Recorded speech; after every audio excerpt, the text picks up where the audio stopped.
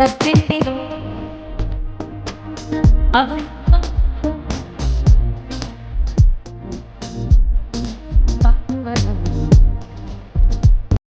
Friends, ഇന്ന് ഞാൻ നിങ്ങളെ പരിചയപ്പെടുത്താൻ പോകുന്നത് Nedumkayam rain forest. Nedumkayam rain forest നമ്മുടെ നിലമ്പൂർ തന്നെയാണ്. നിലമ്പൂരിൽ നിന്ന് കേൾക്കുമ്പോൾ തന്നെ അറിയാം തേക്കാണ്. അപ്പോൾ അത് റിലേറ്റഡ് ഇവിടെയും തേക്ക് തന്നെയാണ്. അപ്പോൾ അതിൻ്റെ വിശേഷങ്ങളാണ് ഞാൻ നിങ്ങളോട് പരിചയപ്പെടുത്താൻ പോകുന്നത്. ഇത് ശരിക്കും വരുന്നത് കരുളായിൽ നിന്ന് ഒരു 4-5 കിലോമീറ്ററിൻ്റെ ഡിഫറൻസാണ് കരുളായിൽ നിന്ന് വരുന്നത്. ഇവിടുത്തെ കാര്യങ്ങൾ എങ്ങനെയാണെന്ന് വെച്ച് കഴിഞ്ഞാൽ, ഈ ES ഡോസ് എന്ന് പറഞ്ഞൊരു ബ്രിട്ടീഷ് എഞ്ചിനീയറാണ്. ആളാണ് ഇത് ക്രിയേറ്റ് ചെയ്തിരിക്കുന്നത്. ഇതിൻ്റെ ഉള്ളിലേക്ക് സംഭവങ്ങൾ ഫുൾ തേക്കുകൾ കൊണ്ടുള്ള ഒരു കാടെന്നുള്ള രീതിയിലാണ്. 1931-ലും 1933-ലായിട്ട് ഇവിടെ 2 പാലങ്ങളും ഉണ്ടാക്കിയിട്ടുണ്ട്. ഇപ്പോൾ ഓൾമോസ്റ്റ് ഒരു 90-95 വർഷത്തോളം ആയിട്ട് ആ പാലങ്ങൾ ഇപ്പോഴും ഇവിടെ നിൽക്കുന്നുണ്ട്. അതിന്റെ വിശേഷങ്ങളും കാര്യങ്ങളും ഒക്കെ ആയിട്ടാണ് ഇന്ന് ഞാൻ നിങ്ങളോട് പരിചയപ്പെടുത്താൻ പോകുന്നത്. അപ്പൊ ഇതിലേക്ക് ഉള്ള എൻട്രിയും കാര്യങ്ങളൊക്കെ ടിക്കറ്റ് വേണം, ടിക്കറ്റ് എടുക്കണം. അതിന്റെ കാര്യങ്ങൾ ഞാൻ കാണിച്ചു തരാം. പോരെ നമ്മൾ ടിക്കറ്റ് എടുത്തോ. ടിക്കറ്റ് ഒരാൾക്ക് 35 രൂപയായിട്ട് വരുന്നത്, ബൈക്കിന് 40 രൂപയും കാറിനൊക്കെ 80 രൂപയായിട്ടോ. പിന്നെ ഇവിടെ എന്താ വെച്ചാൽ മെയിൻ സ്പെഷ്യാലിറ്റി എന്ന് പറഞ്ഞു കഴിഞ്ഞാൽ, ഇവിടെ ഈ കാട്ടുതേന് കാര്യങ്ങളൊക്കെ വനത്തിന്റെ സംബന്ധമായിട്ടുള്ള കാര്യങ്ങളൊക്കെ ഇവിടെ സെയിൽ ചെയ്യുന്നുണ്ട് ഫോറസ്റ്റ് ഡിപ്പാർട്ട്മെന്റ്. അതും വേണമെങ്കിൽ നമുക്ക് വാങ്ങാം. പക്ഷെ ഇവിടെ നമുക്ക് ജീപ്പേ ഉള്ളൂ. നമുക്ക് ടിക്കറ്റിന്റെ കാര്യത്തിൽ നമുക്ക് ജീപ്പേ കൊടുത്തു കഴിഞ്ഞാൽ നമുക്ക് കാര്യങ്ങൾ നടക്കുള്ളൂ. ലിക്വിഡ് മണി ഒന്നും ഇവിടെ എടുക്കുന്നില്ല. നമുക്ക് അതെന്തൊക്കെയാന്ന് ഞാൻ കാണിച്ചു തരാം. ഇവിടെ ഈ വനവിഭവങ്ങൾ എന്തൊക്കെയാന്നുള്ളത്. കാട്ടുതേന്, ദാശമിനി, കസ്തൂരി മഞ്ഞള്, പുൽത്തൈലം, നന്നായി സർവത്ത്, അങ്ങനെ കുറെ സംഭവങ്ങളുണ്ട്. നമുക്ക് ഇവിടെ തന്നെ വന്നിട്ട് കാര്യങ്ങളൊക്കെ വാങ്ങി കൊണ്ടുപോകാവുന്നതുള്ളൂ കേട്ടോ. വരുന്നവരൊക്കെ ശ്രദ്ധിക്കട്ടെ, വണ്ടി സ്വന്തം വേണം. വണ്ടിയിലല്ലാതെ നമ്മളിവിടെ കടത്തി വിടത്തില്ല. കാരണം ഇത് ഫുൾ ഫോറസ്റ്റ് ആണ്. പിന്നെ അങ്ങോട്ട് ഫോറസ്റ്റ് എന്ന് പറഞ്ഞാൽ പിന്നെ വന്യമൃഗങ്ങളും പരിപാടികളൊക്കെ. അപ്പൊ വണ്ടി ഉള്ളവരെ മാത്രമേ കടത്തി വിടുള്ളൂ. നമുക്കൊന്ന് പോയി നോക്കാം എന്തായാലും. വാ, നിങ്ങളും പോരെ. പണ്ടത്തെ ഫോറസ്റ്റ് ഓഫീസാണെന്ന് തോന്നുന്നു കേട്ടോ. ഫോറസ്റ്റ് വണ്ടിയൊക്കെ ഇപ്പോഴും കിടപ്പുണ്ട് അവിടെ. Nedumkayam forest station. അപ്പൊ അത് ഇപ്പുറത്ത് പുതിയ ഫോറസ്റ്റ് സ്റ്റേഷനും കാര്യങ്ങളൊക്കെ വന്നിട്ടുണ്ട്. അത് പഴയ ഫോറസ്റ്റ് സ്റ്റേഷൻ. ഇതിലേക്ക് ജീപ്പൊക്കെ ഇവരുടെ ഈ ആദിവാസി അവരൊക്കെ ഇപ്പോഴും അതിന്റെ ഉള്ളിൽ താമസിക്കുന്നത്. അപ്പൊ അവർക്ക് ജീപ്പ് സർവീസും കാര്യങ്ങളൊക്കെ ഇതിന്റെ ഉള്ളിലൂടെ പോകുന്നുണ്ട്. സംഭവം എല്ലാവരും വന്ന് കാണേണ്ട ഒരു സ്ഥലമുണ്ട്. കാരണം വെച്ച് കഴിഞ്ഞാൽ ഫുൾ തേക്ക് കൊണ്ടുള്ള ഒരു പരിപാടിയല്ല. അതായത് ഒരാൾ വണ്ണത്തിലൊക്കെയാണ് തേക്ക് നിൽക്കുന്നത്. ആ തേക്കിന്റെ നടുവിലൂടെയാണ് നമ്മൾ ഈ പോയിക്കൊണ്ടിരിക്കുന്നത്. തേക്ക് തോട്ടത്തിന്റെ നടുവിലൂടെ. ഇത് ശരിക്കും പറഞ്ഞാൽ ഫുൾ ഫോറസ്റ്റ് ആണ്. ഇതിന്റെ ഉള്ളിലൂടെ വന്യമൃഗങ്ങളും പരിപാടികളൊക്കെ വരുന്നത്. അതാണ് പറഞ്ഞത് വണ്ടിയുള്ളവരെ കയറ്റി വിടുന്നുള്ളൂ. പിന്നെ ഇവിടുത്തെ ലോക്കൽ ആൾക്കാരാണ് പിന്നെയും ഇതിലൂടെ നടന്നു പോകുന്നതും പരിപാടിയൊക്കെ. നോക്ക് നിങ്ങള്, നമ്മളിതിലൂടെ ഒരു മഴക്കാലവും കൂടി, ഇപ്പൊ മഴക്കാലമാണ് ആക്ച്വലി. പക്ഷെ ചെറിയ രണ്ട് മഴയും കൂടി പെയ്ത് കഴിഞ്ഞാണ്ടല്ലോ, നമ്മൾ ഇതിലൂടെ ഇങ്ങനെ ബുള്ളറ്റിലൊക്കെ പോയി കഴിഞ്ഞാണ്ടല്ലോ, അതൊരു വേറെ ഫീല് തന്നെയാവും കേട്ടോ. പിന്നെ ഞാൻ നിങ്ങളെ ഒരു കാര്യം കാണിച്ചു തരാവേ. ഇതെന്ന് പറഞ്ഞാൽ ഇത് പോസ്റ്റേല് കണ്ടോ, ഈ മുള്ളുവേലി കെട്ടിരിക്കുന്നത് എന്തിനാന്ന് ചോദിച്ചു കഴിഞ്ഞാൽ, ഈ ആന പോലത്തെ മൃഗങ്ങളൊന്നും വന്ന് ഇതേ പിടിക്കാതിരിക്കാൻ വേണ്ടിയാ. തുമ്പിക്കൈ ഉപയോഗിച്ചിട്ടോ അങ്ങനെയൊന്നും പിടിച്ചത് പൊട്ടിക്കാതിരിക്കാൻ വേണ്ടിയാണ് ഈ ചെയ്യുന്നത് കേട്ടോ. അതെ, ഇതിങ്ങനെ ഇതിലൂടെ പോകുമ്പോൾ നമ്മൾ എല്ലാ പോസ്റ്റേലും ഇത് കാണാം. ഞാൻ ഒരു വട്ടം വന്ന സമയത്ത് ഇവിടുന്ന് ആനേനെ കണ്ട സ്ഥലം കേട്ടത്. കണ്ടാം, അവിടെ മയിലൊക്കെ ഉണ്ട്. ഇവിടുന്ന് നമുക്ക് ലോങ് കാണത്തില്ല എന്നുള്ളൂ. നമ്മൾ ഈ പോകുന്ന വഴിക്ക് നമുക്കൊരു വേറെ സംഭവം കാണാം. അതായത് മരങ്ങളൊക്കെ വെട്ടിയിട്ട്, അതായത് തേക്കുകളൊക്കെ വെട്ടിയിട്ട് ഇവിടെ എനിക്ക് തോന്നുന്നു ലേലം വിളിയും പരിപാടി അങ്ങനത്തെ സംഭവങ്ങളുണ്ട്. എനിക്ക് തോന്നുന്നു നമുക്ക് കോമൺ ആയ ആൾക്കാർക്കൊക്കെ ഇത് വന്നിട്ട് ഇതിൽ ലേലം വിളിയും പരിപാടിയൊക്കെ ചെയ്യാം കേട്ടോ. ഇത് കണ്ടോ, ഓരോ മുഴുത്ത മരങ്ങളാട്ടോ. ഓരോ മരത്തിലും ഇവര് ഇയറൊക്കെ കുത്തി വെച്ചിട്ടുണ്ട്. ഇയറും അതിന്റെ എന്തൊക്കെയൊക്കെ സംഭവം. നമുക്ക് അതിനെ കുറിച്ച് വലിയ ധാരണയില്ല. ഇങ്ങനെ കിടക്കുകയാണ് ഇവിടെ ഫുള്ള് ഇങ്ങനെ മരം മുറിച്ചിട്ടിട്ട് കേട്ടോ.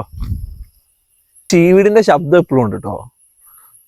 അത് ഞാൻ ഇവിടുത്തെ ഒരു മരത്തിന്റെ ഒരു വണ്ണം നിങ്ങൾക്ക് കാണിച്ചു തരാവേ. അതായത് ഇതൊക്കെ ഇങ്ങനെ തേക്കുകളൊക്കെ ഇങ്ങനെ വെറുതെ ഇങ്ങനെ കിടക്കുക ഇവിടെ. അതായത് ഇതിലും വലിയ തേക്കുകളൊക്കെ ഉണ്ടാവും എങ്കിൽ കൂടി അതായത് ഞാൻ ഇങ്ങനെ പിടിച്ചാൽ പോലും പകുതിയായിട്ടേ ഉള്ളൂ. ഇത് ചെറിയ മരം എന്ന് പറയാം കേട്ടോ. ഇവിടെ ഇതിലും വലിയ മരങ്ങളാണ് ഇവിടെ ഇങ്ങനെ നിക്കുന്നത് കേട്ടോ. ഇതൊക്കെ അന്ധകാലത്ത് അവരൊക്കെ കുഴിച്ചിട്ട്, പക്ഷെ ഇത് പിന്നെ ഇത് വെട്ടുന്നതിനനുസരിച്ച് പുതിയത് നമ്മൾ ഉണ്ടാക്കുന്നുണ്ട് കേട്ടോ. വെറുതെ നശിപ്പിച്ച് കളയാന്നുള്ള രീതിയിലല്ല. അപ്പൊ അന്നത്തെയൊക്കെ കാലത്തെ ആ ഒരു ഫോർകാസ്റ്റിങ് അവർ ചെയ്തതിന്റെ ഒക്കെ ഒരു അനന്തര ഫലമാണ് നമ്മളിപ്പോഴും ഇതൊക്കെ കാണുന്നത് കേട്ടോ.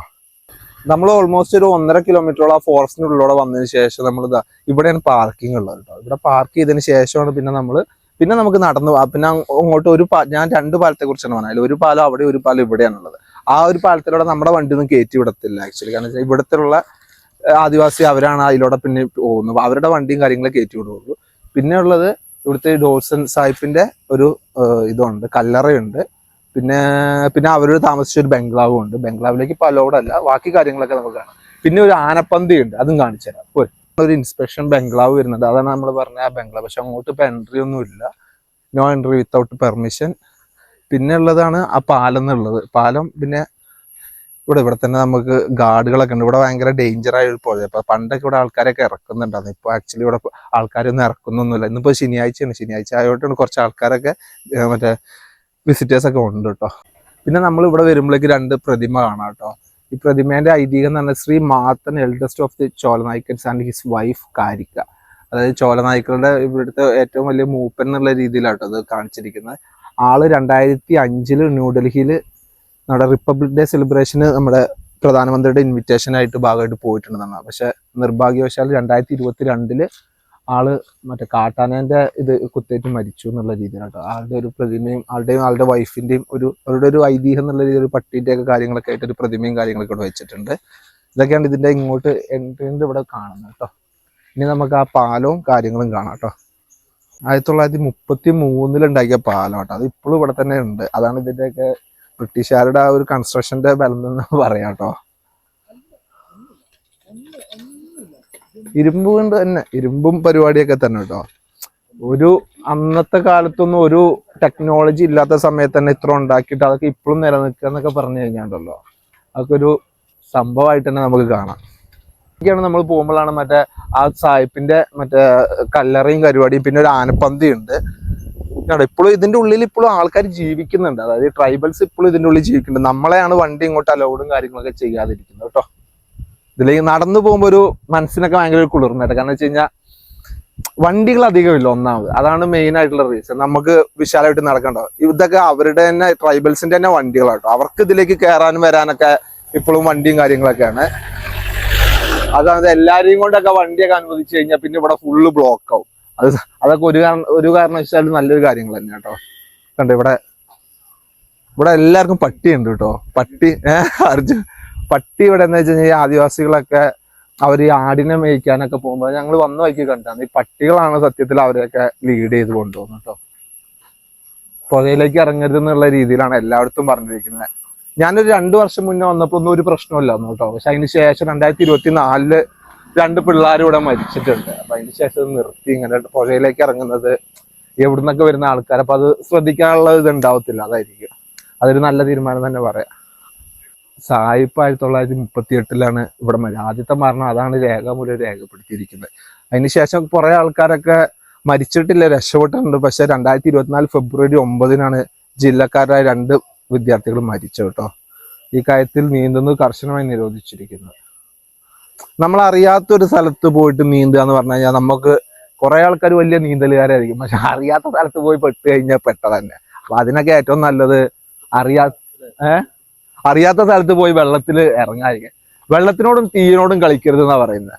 അത് പഴമക്കാര് പറയുന്നത് സത്യ. വെള്ളവും തീയും നമ്മൾ വിചാരിക്കുന്ന കാര്യമല്ല, അത് നമ്മളെയും കൊണ്ട് അങ്ങ് പോകും. പിന്നെ സിമിത്തേരി അല്ല, കല്ലറ ഇവിടെ ഉണ്ട്.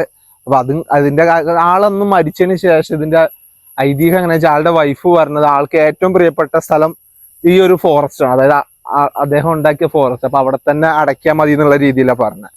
അപ്പൊ 1938 മൂപ്പര് ഈ പുഴയിൽ വീണും കുളിക്കുന്നതിന്റെ ഇടയ്ക്ക് പുഴയിൽ കയത്തിൽ വീണും മരിച്ചു എന്നുള്ള രീതിയിൽ. അപ്പൊ അന്ന് പിന്നെ ആളെ ഇവിടെ അടക്കിയത് കേട്ടോ. അപ്പൊ ഇവിടെയൊക്കെ നല്ല വൃത്തിയിലൊക്കെ തന്നെ കേട്ടോ ഇത് ഇവര് കൈകാര്യം ചെയ്ത്, ഫോറസ്റ്റ് ഡിപ്പാർട്ട്മെന്റ് കൈകാര്യം ചെയ്ത് വെച്ചിരിക്കുന്നത്.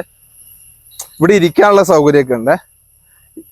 ഇവിടെ ഈ കല്ലറ എന്ന് പറഞ്ഞു കഴിഞ്ഞാല് ഒരു പാറ എന്നുള്ളൊരു കൺസെപ്റ്റ് കണ്ടോ. ഈ പാറയിലാണ് ഇവിടുത്തെ ആളുടെ പേരും കാര്യങ്ങളൊക്കെ എഴുതി വെച്ചിരിക്കുന്നത്. എന്നിട്ട് അതിന് ശേഷം ഇവിടെ പുറകിലാണ് ആളുടെ കല്ലറയും കാര്യങ്ങളൊക്കെ വരുന്നത് കേട്ടോ. പൂവൊക്കെ വെച്ചിട്ടുണ്ട് ആരൊക്കെ സ്മരണ. 1897 1938 കേട്ടോ. ഇതൊക്കെ ഇപ്പോഴും സൂക്ഷിച്ചു വെക്കുന്നു എന്നുള്ളതിലാണ് അതിൻ്റെയൊക്കെ ഏറ്റവും വലിയ കാര്യം കേട്ടോ. പിന്നെ നമുക്കിത് ഇവിടെ ഇരിക്കാനുള്ള സൗകര്യമൊക്കെ ഉണ്ട്. ഇവിടെ നമുക്ക് വൈകുന്നേര സമയങ്ങളിലൊക്കെ ഇങ്ങനെ വന്നിരിക്കുന്ന കഴിഞ്ഞാലൊക്കെ കണ്ടോ നല്ല ശബ്ദം, പ്രകൃതിയുടെ ശബ്ദമൊക്കെ ആയിട്ട് നമുക്ക് ഇങ്ങനെ വന്ന് കൂളായിട്ട് 35 രൂപ കൊടുത്താൽ പോരെ, നമുക്ക് ഇവിടെ വന്നിങ്ങനെ ഇരിക്കാം, ഫാമിലിയൊക്കെ ആയിട്ട്. വലിയൊരു എക്സ്പെക്ടേഷൻ ഒന്നും വേണ്ട, നമുക്കൊരു കൂൾ മൈൻഡോട് കൂടി വന്നിരുന്ന് പോവാന്നുള്ള രീതിയിൽ ഇവിടെ വന്നിരിക്കണം ഫാമിലിയൊക്കെ ആയിട്ട്. നമ്മൾ ഡോസൻ സാഹിബിന്റെ കല്ലറയും കാര്യങ്ങളൊക്കെ കഴിഞ്ഞ് പിന്നെ ഇവിടെയുള്ള കാണാനായിട്ട് മെയിൻ ഉള്ളത് ആനപ്പന്തി കേട്ടോ. ആനപ്പന്തി ഒന്ന് കണ്ടിട്ട് വരാം. ഈ ആനപ്പന്തിയിലേക്ക് പോകുന്ന വഴിക്കൊക്കെ ഉണ്ട് ഇവിടെയൊക്കെ ഈ ചെറിയ ചെറിയ ചാലുകളും പരിപാടിയൊക്കെ ഉണ്ട്. ഇതിന്റെ ഉള്ളിൽ തന്നെ കേട്ടോ ആക്ച്വലി ട്രൈബൽസ് ഒക്കെ ഇവിടെയൊക്കെ ജീവിക്കുന്ന ആൾക്കാരുണ്ട് കേട്ടോ. നമുക്ക് അവരുടെ ഏരിയയിലേക്ക് എൻട്രി ഇല്ല, നമുക്ക് ആനപ്പന്തിക്ക് കണ്ടിങ്ങനെ പോരാന്നല്ലാതെ നമുക്കിവിടെ ഇങ്ങോട്ടൊക്കെ ഫുൾ ഈ ഫോറസ്റ്റിൻ്റെ ഉള്ളിലൂടെ ഫുൾ ചാലുകളും പരിപാടിയൊക്കെ ആയിട്ട്. ഈ മഴക്കാലം ആയതുകൊണ്ടാട്ടോ ഇത്ര ഭംഗി കാണാന്. പോകുന്ന നോക്കി പിള്ളേരൊക്കെ മീനൊക്കെ പിടിക്കുന്നുണ്ട് കേട്ടോ. ഇവരിവിടെ തന്നെ ആയിട്ട് ഇങ്ങനെ സംഭവങ്ങളൊക്കെ ആയിട്ട് ജീവിക്കുന്ന ആൾക്കാരാണ് കേട്ടോ. എടാ എന്നും മീൻ പിടിക്കാറുണ്ടോടാ? ഇടയ്ക്കൊക്കെയോ? ഇന്നിപ്പോ ക്ലാസ് ഇല്ല? നിങ്ങളൊക്കെ ഇപ്പൊ എവിടെയാ പഠിക്കുന്നേ? ഇവിടുത്തെ സ്കൂളിലപ്പോ ആരും പഠിക്കാറില്ലേ? അവിടെ നിന്ന് പിള്ളേരില്ലാത്തോണ്ടോ? ആണോ? ഓ, അപ്പൊ ഇവിടെ ടീച്ചർമാരും ഒന്നുമില്ല.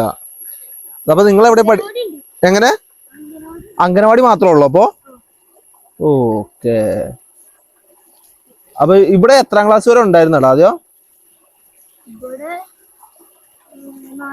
4 വരെയോ? ഇപ്പൊ എന്നിട്ട് സ്കൂളില്ല അപ്പോ? ഇവിടുന്ന് കൊറേ പോവാണ്ടോ ആനപ്പന്തിയിലേക്ക്? ആ, അവിടെ അല്ലേ പിള്ളേര് മീനൊക്കെ പിടിച്ച്. ഇവിടെ ഒരു സ്കൂളൊക്കെ ഉണ്ടായിരുന്നുണ്ടോ? അപ്പൊ അങ്ങനെ ഇവിടെ തന്നെ ഉണ്ട്, സ്കൂളൊക്കെ ഉണ്ടെന്നുള്ള രീതിയിൽ. പക്ഷെ ഇപ്പൊ സ്കൂളൊന്നും വർക്കിംഗ് അല്ല എന്നാ പറയുന്നവരെ. ആനപ്പന്തി ഇവിടെ കുറച്ചും കൂടെ ഉള്ളൂ എന്നുള്ള സംഭവം. ഒരു പീസ് മൂഡ്. ചെറിയൊരു മഴയും കൂടെ ഒക്കെ ഉണ്ടെങ്കിൽ ഉണ്ടല്ലോ ഒന്നും കൂടി ഒരു തണുപ്പാവും. ഇപ്പൊ തന്നെ നല്ല തണുപ്പ്, അത്യാവശ്യം നല്ല തണുപ്പും കാര്യങ്ങളൊക്കെ ഉണ്ട് കേട്ടോ. ഇവിടെ ഇവർക്ക് സ്കൂളും കാര്യങ്ങളൊക്കെ ഉണ്ട് കേട്ടോ ഈ ട്രൈബൽസിന്. പക്ഷെ ഇപ്പൊ പിള്ളേർ പറഞ്ഞ പ്രകാരമാണെങ്കിൽ ഇപ്പൊ സ്കൂൾ വർക്കിംഗ് അല്ല എന്നുള്ള രീതിയിലാട്ടോ പറഞ്ഞേ. ഉണ്ട്, ഇവർക്ക് ഒരുവിധ സെറ്റപ്പിനുള്ള ഇതെല്ലാം ഇവിടെ തന്നെ ഗവൺമെന്റും കാര്യങ്ങളും കൊടുക്കുന്നുണ്ട് കേട്ടോ.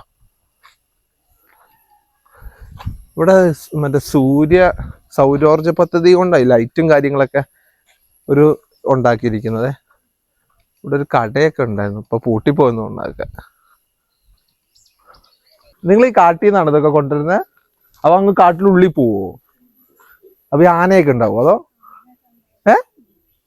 അപ്പൊ ഈ തേനൊക്കെ നിങ്ങൾ എടുക്കാറുണ്ടോ അവിടുന്ന്? അവര് വന്ന് പുറത്തുനിന്ന് ആൾക്കാർ വന്ന് കൊണ്ടുപോവാ ചെയ്യാ? ഓ, അപ്പൊ നിങ്ങളിപ്പോ ഈ വിറക് എടുക്കാൻ അങ്ങ് ഉള്ളിൽ പോകുമ്പോ അത് പ്രശ്നമൊന്നുമല്ല? അങ്ങനെ വലിയ മരങ്ങൾ എടുക്കാൻ പറ്റരുത്, ചെറുതൊക്കെ എടുത്ത് ഇങ്ങനെ പോരാ. ഇതായിരുന്നു എന്ന് തോന്നുന്നു അവരുടെ ആദ്യത്തെ സ്കൂള്. എന്നിട്ട് മാറ്റിയിട്ടാണ് ആ വലിയ സ്കൂളിലേക്ക് മാറിയെന്ന് തോന്നുന്നു കേട്ടോ. ഇതൊക്കെ ഇപ്പൊ ഇങ്ങനെ ഒരു വീടെന്നുള്ള രീതിയിലായി മാറിയിട്ടുണ്ട്. നമുക്ക് എന്താ വെച്ചാൽ ഇവിടം വരെ നമുക്ക് സന്ദർശനമുള്ളൂ കേട്ടോ. ഇതിന്റെ അപ്പുറത്തേക്ക് ട്രൈബൽസിന്റെ ഇതൊക്കെ ആയതുകൊണ്ട് കോളനിയിലേക്ക് നമുക്ക് അവരുടെ ഒരു പ്രൈവസി ജീവിതമാണ്, അതിലേക്ക് സന്ദർശകർക്കാർക്കും എൻട്രി ഇല്ല കേട്ടോ. നമുക്ക് ഇവിടെ ഈ ആനപ്പന്തിയും ഇതൊക്കെ കണ്ടിട്ട് പോവാന്നല്ലാതെ സന്ദർശകർ കോളനിയിലേക്ക് പ്രവേശനം ഇല്ല. അതിന്റെ അപ്പുറത്തേക്ക് അവരുടെ ജീവിതമാണ്, അതിലേക്കൊന്നും നമ്മൾ വലിഞ്ഞു കയറി പോകാൻ പാടില്ലായിരുന്നു കേട്ടോ. ഇത് സംഭവം ഫുൾ തേക്ക് കൊണ്ടും കാര്യങ്ങളും കൊണ്ടൊക്കെയാണ് തോന്നിട്ടുണ്ടാക്കിയത്. ഇവിടെ പന്തിന്റെ ഒരു വിശേഷമായിട്ട് പറഞ്ഞത്, ആനപ്പന്തി പ്രവർത്തനം ആരംഭിച്ച 1935 അന്ന് 45 ആനകൾ ഉണ്ടായിരുന്നു ഇവിടെ. കേരളത്തിലെ വിവിധ സ്ഥലങ്ങളിൽ നിന്ന് വാരിക്കുഴിയിൽ പിടിച്ച ആനകളെ ഇവിടെ മെരുക്കിയെടുക്കാൻ കൊണ്ടുവന്നിരുന്നു. ബ്രിട്ടീഷുകാർ ഇവിടെ മൊത്തം 5 ആനപ്പന്തികൾ വരെ ഉണ്ടാക്കിയിരുന്നു. ഇവിടെ മെരുക്കിയെടുത്ത അവസാനത്തെ ആന കുശൻ ആണ്. ഈ ആനയെ പിടിച്ചത് ഈങ്ങാറിൽ നിന്നായിരുന്നു. ഈ ആന എന്ന് പറയുന്ന സാധനമാണ് ഈ മരമൊക്കെ പിടിച്ച് മറിച്ചിടുന്ന സാധനം. എന്നിട്ട് ഈ ആനേനെയാണ് നമ്മൾ ഇങ്ങനത്തെ ഈ മരത്തിന്റെ കൂട്ടിലിട്ടിട്ട് നമ്മൾ മെരുക്കാന്നൊക്കെ പറഞ്ഞിട്ടുണ്ടല്ലോ. ഒരു സംഭവം തന്നെ അത്രയും സ്ട്രോങ് ആയിട്ടാണ് ഇതൊക്കെ ബിൽഡ് ചെയ്ത് വെച്ചിരിക്കുന്നത് എന്നുള്ള. ഇതിപ്പോ ലൂസാണ്, പക്ഷെ ഇതിന്റെ സമയം ആകുമ്പോഴേക്കും മെരുക്കുന്ന സമയമൊക്കെ ആകുമ്പോൾ ഇതൊക്കെ നല്ല പക്ക സ്ട്രോങ്ങില്. ഇതൊക്കെ മരത്തിന്റെ ആ സ്ട്രോങ്ങില് ഇപ്പോഴും ഇത് മരമാണ്, കോൺക്രീറ്റ് അല്ല എന്നുള്ളതാണ് ഇതിന്റെയൊക്കെ അതിശയം കേട്ടോ. അന്ധകാലത്തെ മരങ്ങളുടെ ആ സ്ട്രോങ്നെസ് ആണ് നമ്മൾ മനസ്സിലാക്കുന്നത്. ഇതെന്താ വെച്ച് കഴിഞ്ഞാല് ഇത്രയും ഇവരിത് ബ്രിട്ടീഷുകാർ ഇത് ഉണ്ടാക്കി കൊണ്ടുവരണമെങ്കിൽ നടിച്ചു. അതായത് ബ്രിട്ടീഷുകാർ നമുക്ക് റെയിൽവേ കൊണ്ടുവന്നത് അതായത് ഇവിടുന്ന് തേക്കുകൾ കൊണ്ടുപോകാൻ വേണ്ടിയാണ്. അപ്പൊ അവർ എന്തുമാത്രം മുതൽ അവർ അതിലേക്ക് ഇൻവെസ്റ്റ് ചെയ്തിട്ടാണ് ഇത് കൊണ്ടുപോകുന്നതെന്നുള്ളതാണ്. അപ്പൊ അതിന് മാത്രം തേക്കുകളാണ് അവർ ഇവിടുന്ന് കൊണ്ടുപോയത്. ഇത് നമ്മൾ വിചാരിക്കുന്നില്ല, നമ്മൾ ഇവിടുന്ന് കണ്ണെത്താ ദൂരത്തോളം ഇങ്ങനെ നമുക്ക് കുറച്ച് സ്ഥലങ്ങളിൽ നമുക്ക് എൻട്രി ഉള്ളൂ. അതിന് ശേഷമുള്ളതൊക്കെ പിന്നെ ട്രൈബൽസിന്റെ അങ്ങോട്ട് ഏരിയകൾ കിടക്കുകയാണ്. അങ്ങോട്ടൊന്നും നമ്മളെ എൻട്രി ചെയ്യിപ്പിക്കത്തില്ല. അപ്പൊ ഇതന്നെ കാണുമ്പോൾ തന്നെ നമുക്കറിയാം ഇതിന്റെയൊക്കെ ഓരോ ഇപ്പോഴത്തെ മാർക്കറ്റ് വാല്യൂ വെച്ച് എന്താണ് ഇതിന്റെയൊക്കെ അവസ്ഥ എന്നുള്ളത്. ഇതൊക്കെയാണ് നെടുങ്കയത്തെ വിശേഷങ്ങൾ. നിങ്ങൾക്ക് ഇഷ്ടപ്പെട്ടിട്ടുണ്ടെങ്കിൽ ലൈക്ക് ചെയ്യുക, സബ്സ്ക്രൈബ് ചെയ്യുക കേട്ടോ. ഓക്കെ, ഇനി ഇതുപോലത്തെ വെറൈറ്റി സ്ഥലങ്ങൾ വിസിറ്റ് ചെയ്തിട്ട് അടുത്ത വീഡിയോ നമ്മുടെ യൂട്യൂബ് ചാനൽ ഇനി അധികം താമസമില്ലാതെ തന്നെ വരും. ഓക്കെ, ഗുഡ് ബൈ, ശരി.